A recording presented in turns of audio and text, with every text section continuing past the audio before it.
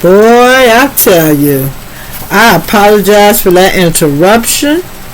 I don't know what's going on, but my video cut off.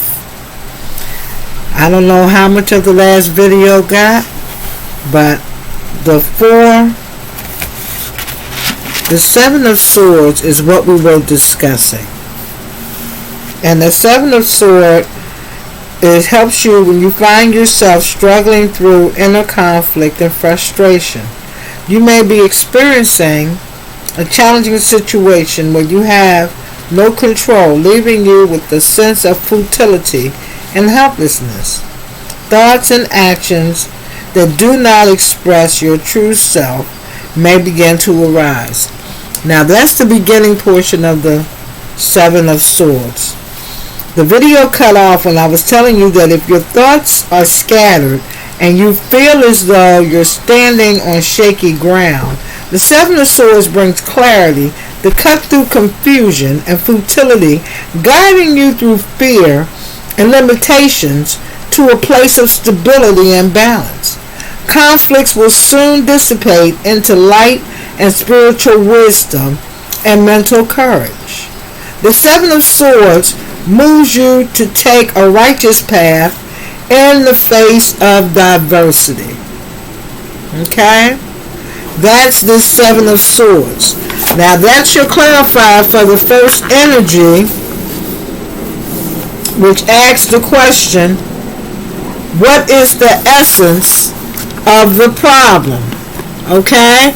And it's telling us in this very beginning that the essence of our problem is the Seven of Swords energy to help us obtain our Ten of Cups. And our Ten of Cups says a happy marriage, happily ever after, emotional commitment, contentment, a long-loving relationship with your children, a relationship wisely, you're raising the children wise and successfully. Your partnership. That's the Ten of Cups. My Lemurias. The next energy out for you, Lemuria, is the second question, which is, what effect does this have on the solution? What effect does this have on the solution for that Ten of Cups? What is the effect? Well, the effect of this on the solution is the Seven of Cups. And the Seven of Cups represents options.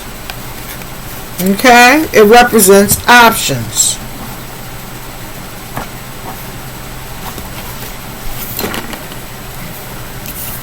Now, what does this tell us about options? Well, it says, make a choice. Stop procrastinating or overanalyzing. Get clarity on what you desire and move forward. Too many options, addictions.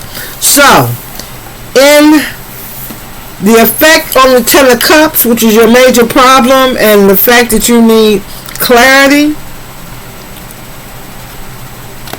options. And this is clarified with the Four Swords.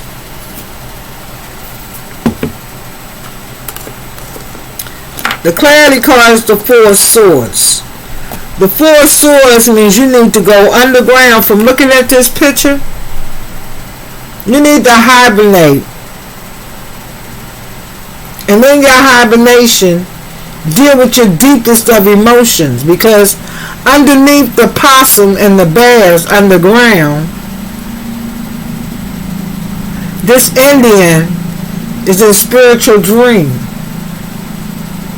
And he's dealing with his thoughts, and his emotions are under there as well. And they're suppressed beneath this subconsciousness. Okay, well, let's see what the Four Swords says. The Four of Swords brings the opportunity to calm, peace, and introspection. It whispers, listens to your inner self, recognize when it's time to withdraw from the craziness of life.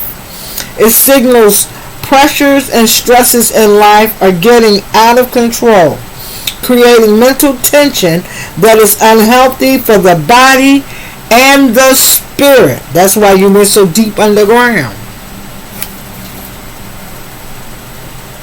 The ego mind needs to acknowledge it's time to retreat.